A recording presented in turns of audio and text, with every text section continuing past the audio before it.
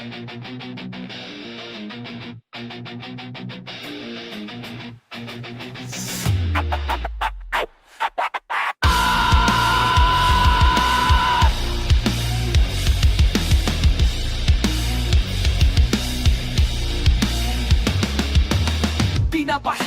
sa harap ng klase, binabara ang bawat sagot ko. Sinisira ang loob na maliit na ginagawang halimbawa ng kahihiyan. Walang galang sa aking pangalan, pinapakita ang kapangyarihan mo, pero walang mo pang ginagawa mo. Tutunog ang pangarap sa mata mo.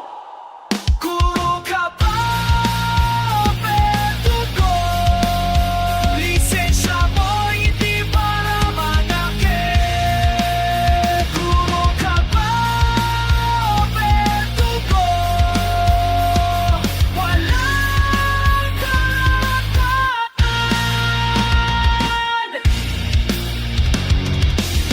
Ginagamit ang marka bilang sandata, binabantaan ang kinabukasan namin.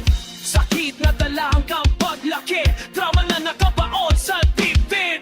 Tinalo ng kamay yon salita, pareho lang na nakakasakit. Akala mo ba hindi kami magsasalita? Tatanggapin na lang